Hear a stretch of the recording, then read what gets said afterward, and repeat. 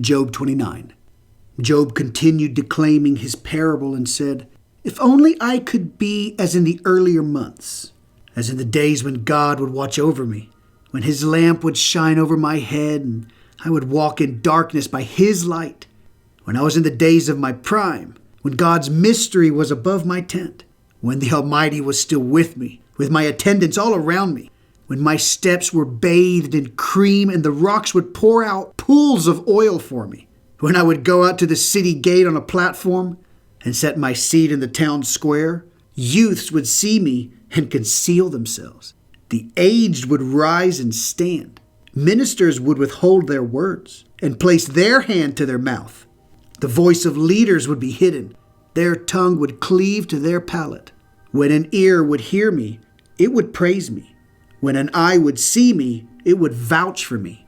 For I would rescue a pauper from his wailing and an orphan who had no one to help him. The blessings of the forlorn would be upon me, and I would bring joyous song to a widow's heart. I donned righteousness, and it suited me. My justice was like a cloak and a headdress. I was eyes to the blind and feet to the lame. I was a father to the destitute. If I was ignorant of their grievance, I would investigate. I smashed the fangs of injustice and caused prey to be cast from its teeth. I said to myself, I will expire with my nest intact. I will live as long as the phoenix. My roots will be open to water, and dew will always dwell on my branches. My honor will always renew itself, and my bow will refresh itself in my hand. People would hear me with anticipation, await my counsel silently. After my word, nothing more was said. My speech would be pleasing to them. They would long for me as for rain, opening their mouth wide for the late rain. If I would joke with them, they would not believe it. They would not let my radiant face be diminished. I would choose their way. I would sit at the head. I would rest like a king among his troops, as one who consoles mourners. Job 30. But now they scoff at me, people younger in age than I, whose fathers I rejected from serving with my sheepdogs. Of what use was the strength of their hands to me? Their old age was utterly lost for them. They were lonely in privation and hunger. They would flee to the wilderness, a place of darkness, destruction, and desolation. They would scrape moss from trees, and juniper roots would be their food. They would be driven from the inside of cities, pursued like thieves by tumultuous cries, to dwell in the clefts of valleys, in holes, in the dirt and rocks. They would bray among the trees, huddling among the brambles. Churlish people, people without names, too debased to have standing in the land. But now I have become their refrain. I have become a byword for them. They have despised me, distanced themselves from me, have not withheld spittle from my face. God has loosened my bowstring and afflicted me. They have thrown off their harness from my presence. On my right, youngsters rise up. They push my feet away. They pave their destructive paths beside me. They have repudiated my virtuous paths. They have helped with my downfall. These people, whom no one has ever helped, they come as through a wide breach. They roll under the ruins. Demons turned against me. Evil chases away my nobility like the wind. My salvation has drifted away like a cloud. So now my soul pours itself out upon me. My days of affliction seize me. By night my bones are pecked from upon me, and my sinews have no rest. Its intensity makes me change my garments, girdling me like my robe's collar. It has taught me to sit in clay. I am likened to dust and ashes. I cry out to you, but you do not answer me. When I stop, you scrutinize me. You turned to be cruel to me with the might of your hand. You despise me. You have cast me off to the evil spirit and have suppressed me under them. Weakness melts me. For I knew that you would bring me to death, to the destination of all life. But in the grave, he will not stretch out his hand. Though destruction is their lot, there is some relief. Did I not weep for the heavily burdened? Did I not sorrow for the destitute? I had hoped for goodness, but evil came. I had looked forward to light, but darkness came. My innards boiled and did not cease. Days of oppression came toward me. I go about darkened, though not from the sun. I rise up in public and I scream. I have become a brother to jackals, a friend to owls. My skin has become blackened upon me, and my bones have dried out from heat. My harp has turned from mourning, my flute to the sound of weepers. Job 31. I forged a covenant with my eyes, and I would not gaze at a maiden. Why then is this my portion from God above and the legacy of the Almighty from on high? Behold, calamity is for a perverse person, disaster for those who commit iniquity.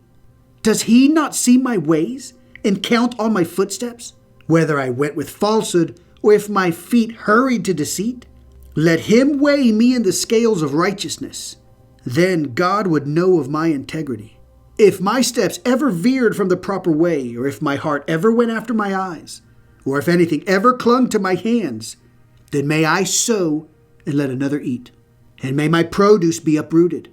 If my heart was ever seduced over a woman, or if I ever lay in wait at my neighbor's door, then may my wife grind for another man, and may strangers kneel over her. For that is licentiousness. That is an iniquity for the judges to punish. For it is a fire. It consumes unto doom, and it would uproot all my produce. If I ever spurned justice for any of my servants and maidservants when they contended with me, then what could I do when God would rise up? When he would attend to me, what could I answer him? Did not the one who made me in the belly make him too? Was it not the one who prepared us in the womb? Never did I withhold the needs of the destitute, nor did I let a widow's eye long in vain. Nor did I eat my bread in solitude, so that an orphan could not eat from it. For it raised me since my youth, as if it were a father, and I have practiced it from my mother's womb. Did I ever see a forlorn person without a garment? Or was there ever a destitute person without clothing, whose loins would not bless me, who would not warm himself by the shearings of my sheep? If I ever raised my hand against an orphan, though I saw that I would be supported at the gate, then let my shoulder fall from its blade, and let my forearm be broken off from my upper arm. For the fear of God's punishment was upon me, and I could not bear his loftiness. If I ever put my trust in gold, or ever said of jewels, this is my security. If I ever rejoiced because my wealth was great, or that my hand had attained much. If I ever saw the sun as it shone, or the moon as growing glorious, and my heart was seduced in secret, my hand pressed against my lips, that would also be an iniquity for a judge to punish, for I would have denied the God above. Or, if I ever rejoiced at the downfall of my enemy, or enthused when misfortune befell him, for I did not let my palate sin, to request his life with a curse.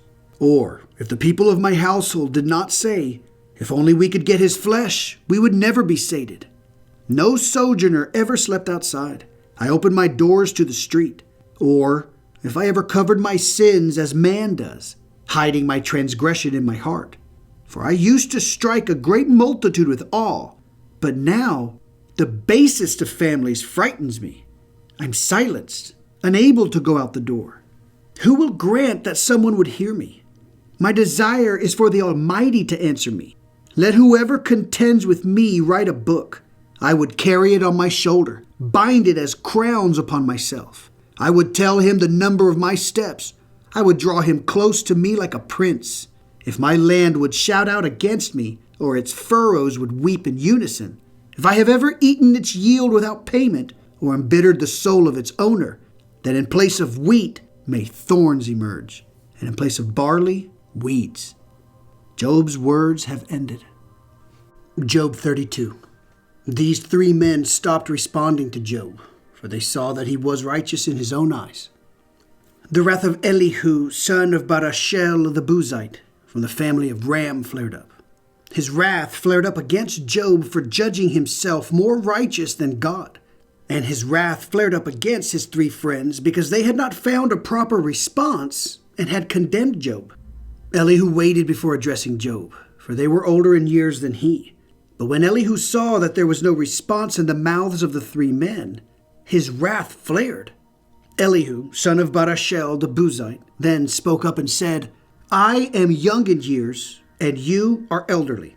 Therefore, I trembled and feared to express my opinion to you. I had thought, let days speak out, let abundant years teach wisdom.